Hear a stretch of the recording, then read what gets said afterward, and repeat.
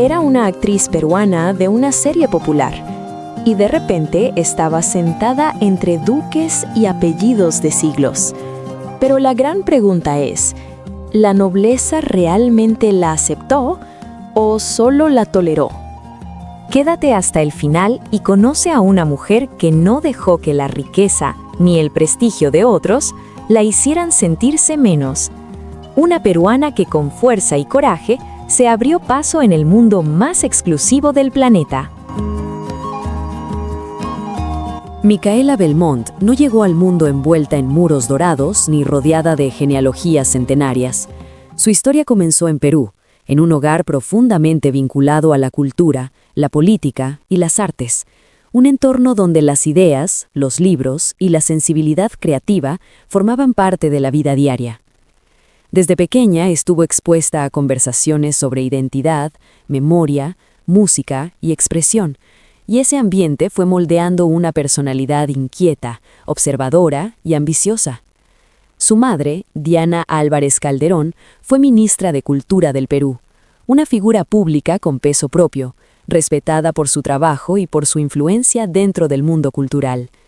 No era una presencia discreta, era una mujer que tomaba decisiones, que defendía la importancia del arte y que entendía el valor simbólico de la identidad de un país.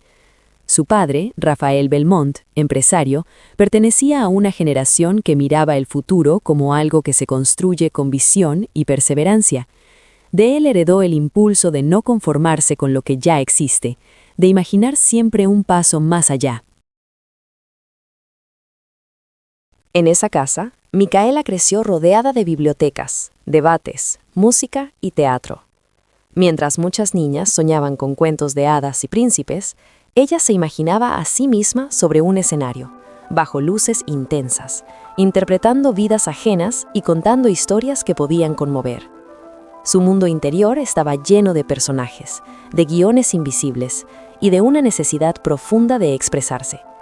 Nadie habría podido adivinar entonces que esa niña limeña que pasaba horas leyendo y ensayando frente al espejo terminaría sentándose algún día en salones donde solo entran los apellidos más antiguos de Europa. Micaela decidió estudiar literatura en la Pontificia Universidad Católica del Perú, una de las universidades más prestigiosas del país. Allí afinó su relación con las palabras, con los relatos y con la estructura de las historias. Comprendió cómo se construyen los personajes, cómo se crea tensión, cómo se sostiene una narrativa. Pero su verdadera pasión no estaba solo en analizar textos, estaba en vivirlos desde dentro, en encarnarlos. Por eso se volcó de lleno al arte dramático. Se formó como actriz en Lima, aprendiendo desde la base, desde el ensayo, la disciplina y el trabajo constante. Y cuando sintió que necesitaba más, no dudó en irse lejos. Viajó a Nueva York para estudiar en la New York Film Academy, un espacio donde el talento se pone a prueba todos los días. Más tarde, continuó su formación en Madrid, ampliando su técnica y su mirada. Ella no quería una carrera limitada a un solo país, ni una fama pequeña. No buscaba solo ser conocida, quería trascender. En Perú, uno de los momentos que la acercó al gran público fue su participación en la serie Los Vilches. Allí interpretó a Uchi, la hija de una familia que había tenido mejores días y que luchaba por mantenerse unida en medio de las dificultades. Era un personaje cercano, humano, lleno de contradicciones, alguien con quien el público podía identificarse. Su actuación no pasó desapercibida. Los televidentes comenzaron a reconocerla, a hablar de ella en redes, a comentar sus escenas. La farándula peruana también empezó a ponerle atención. Algunos destacaban su naturalidad frente a la cámara, la manera en que lograba que su personaje se sintiera real, creíble, cercano. Otros veían en ella la promesa de una carrera que podía trascender las fronteras del Perú. Pero para Micaela, todo eso era solo el punto de partida. Gracias a Los Vilches, Micaela dejó de ser solo una promesa y se convirtió en un rostro familiar para miles de personas. Sin embargo, para ella, ese éxito no era un destino final. Era apenas un paso dentro de un camino mucho más amplio. Continuó participando en proyectos teatrales, explorando distintos registros y buscando siempre papeles que la obligaran a crecer. Mientras su carrera avanzaba, su vida personal estaba a punto de cambiar de una forma que nadie habría imaginado. Fue en Perú donde conoció a Fernando Palazuelo. Él no pertenecía al mundo del espectáculo, no vivía entre cámaras ni alfombras rojas. Era algo que, en ciertos círculos, pesa incluso más. Pertenecía a la aristocracia española. Fernando es el hermano mayor de Sofía Palazuelo, la duquesa de Huéscar, una de las figuras más visibles de la nobleza europea contemporánea. Nació dentro de una familia con una larga tradición en el ámbito empresarial y cultural. Es hijo del arquitecto y promotor inmobiliario Fernando Palazuelo Basaldúa y de Sofía Barroso, historiadora del arte y empresaria vinculada al mundo cultural. Desde joven, Fernando creció entre proyectos, viajes y una educación que lo preparaba para moverse con soltura en los niveles más altos de la sociedad. Estudió Derecho en la Universidad Autónoma de Madrid y completó su formación con estudios de posgrado en Hamburgo, Alemania, especializándose en el ámbito corporativo internacional. A diferencia de muchos herederos de familias tradicionales que se limitan a administrar lo recibido, Fernando se volcó al mundo de los negocios.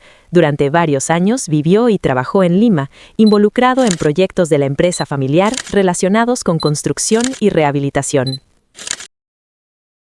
Más tarde, junto a su hermano Jaime Palazuelo, fundó la empresa Saipian Real Estate, dedicada a la recuperación y transformación de edificios históricos en proyectos de lujo.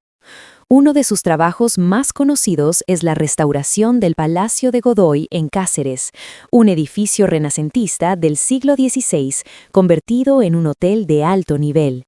Un proyecto que mezcla patrimonio, diseño y exclusividad. Fernando siempre fue un hombre discreto con la prensa, enfocado en su carrera y en sus proyectos. No era una figura de escándalos ni de titulares constantes. Pero todo cambió cuando su vida se cruzó con la de Micaela. Lo que comenzó como una relación tranquila y lejos del foco mediático fue creciendo con el tiempo. Durante 7 años, Micaela y Fernando construyeron una relación sólida, aprendiendo a convivir con sus diferencias de mundo. Ella, una actriz peruana en expansión, él, un empresario ligado a una de las familias más antiguas de Europa. Y en el fondo, siempre flotaba una pregunta que muchos se hacían en silencio. ¿Podría una mujer que venía de fuera ser realmente aceptada en un entorno construido solo para linajes aristocráticos? Cuando la relación se volvió más seria, Micaela comenzó a moverse en círculos donde pocas mujeres latinoamericanas habían logrado entrar. En esos espacios, el dinero no lo es todo. La belleza no garantiza nada. Ni siquiera el talento abre todas las puertas.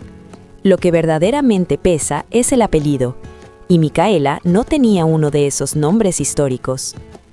En más de una ocasión fue observada como una intrusa, como alguien que no pertenecía del todo a ese mundo. Pero ella no se retiró, no se escondió, no aceptó ser invisible. En Cáceres, España, dentro de una iglesia cargada de historia, Micaela Belmont se casó con Fernando Palazuelo. Más de 250 invitados fueron testigos de esa unión. Había duquesas, nobles y miembros de la élite europea. Era una escena que parecía sacada de otra época. Y aún así, Micaela no renunció a sus raíces. Su vestido incluyó trenzados inspirados en el arte andino. Frente a la iglesia hubo danza peruana, y en la recepción se sirvió comida típica del Perú. Todo aquello enviaba un mensaje claro. Estoy aquí, pero sigo siendo quien siempre he sido. Hoy, Micaela divide su vida entre Europa y el mundo del cine, continuando su carrera artística y explorando nuevas oportunidades. Fernando, por su parte, sigue liderando proyectos de restauración y desarrollo inmobiliario que mezclan historia, lujo y visión empresarial. La aristocracia puede no olvidar quién nació dentro y quién llegó desde fuera, pero hay algo que nadie puede negar. Micaela Belmont no nació princesa, no heredó títulos ni creció entre castillos.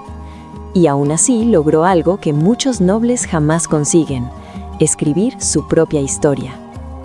Desde Lima hasta los salones más exclusivos de Europa, su vida demuestra que incluso en los mundos más cerrados, alguien con talento, determinación y carácter puede abrirse paso.